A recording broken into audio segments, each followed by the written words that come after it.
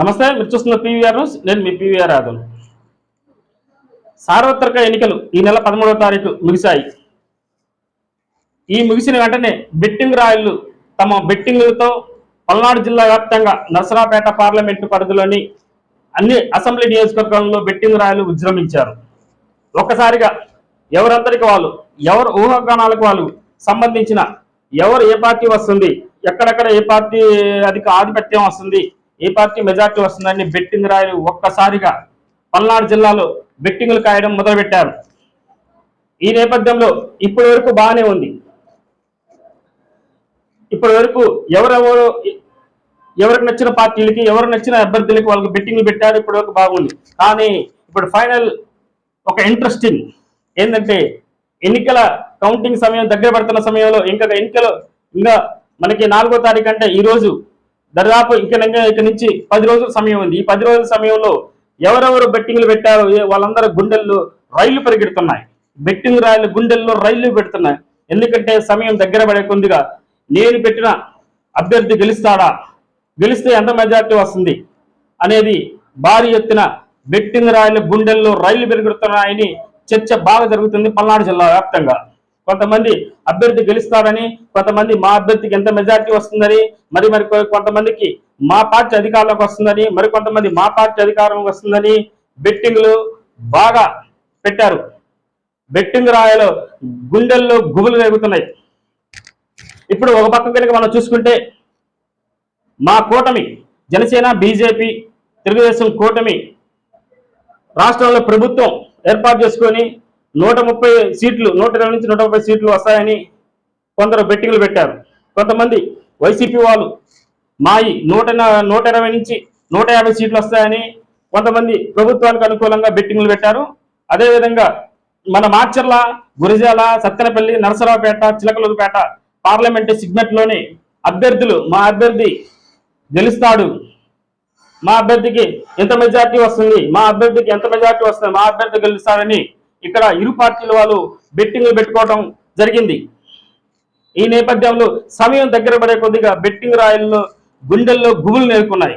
ఎందుకంటే మేము అక్కడ అప్పు తీసుకొచ్చి పెట్టాము, ఇక్కడ అప్పు తీసుకొచ్చి పెట్టాము, లేదా మా ఇంటి తాకడ పెట్టి మేము తీసుకొచ్చి మా ఇల్లు తాకడ పెట్టి నేను డబ్బు తీసుకొచ్చాను, లేదా నా పొలం అమ్మి నేను డబ్బు తీసుకొచ్చాను. కానీ ఇప్పుడు సమయం దగ్గర పడుతుంది. ఏం జరుగుతుంది? ఇటు పక్కేమో మా కూటమి గెలుస్తుందని కొంతమంది, ఇటు పక్కేమో మాది వైసీపీ ప్రభుత్వం వస్తుందని మరికొంతమంది, ఎవరి వేలో వాళ్ళు ఎవరికి నచ్చినట్టు వాళ్ళు చెప్పుకోవడం. ఈ పార్టీ వాళ్ళే, వైసీపీ వాళ్ళే మాది వస్తుంది, మాది 120 నుంచి 150 సీట్లకు వస్తుంది, అటుపక్క కూటమి వాళ్ళే మాది 30 నుంచి 110 నుంచి 130 వరకు వస్తుంది అని ఏ పార్టీ వాళ్ళు ఆ పార్టీ వాళ్ళు లెక్కలు అంచనాలు వేస్తున్నారు. ఈ నేపథ్యంలో బెట్టింగ్ రాయల్లో గుండెల్లో పరుగులెడుతున్నాయని చర్చించుకోవచ్చు. ఇది పల్నాడు వ్యాప్తంగా బెట్టింగ్ రాయలు ఏం చేయాలో తలలు పట్టుకుంటున్నారు.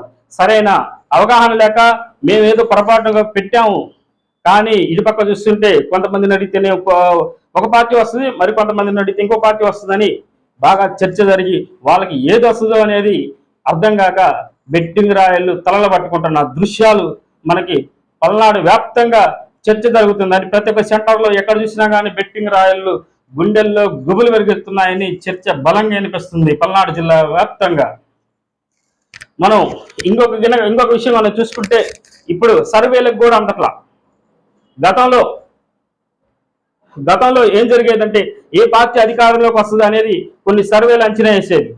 కానీ ఇప్పుడు ఆంధ్రప్రదేశ్ రాష్ట్రం సర్వేలకు కూడా అందట్లేదు. ఎందుకంటే మహిళా శాతం ఓటింగ్ ఎక్కువ నమోదైంది.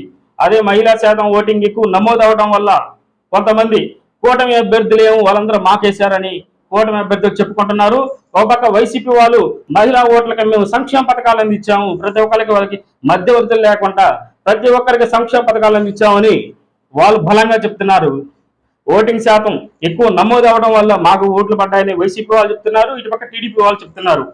అదేవిధంగా మనం పోస్టల్ బ్యాలెట్ కనుక చూసుకుంటే, పోస్టల్ బ్యాలెట్లో కూడా అదే విషయం. రాష్ట్ర వ్యాప్తంగా గత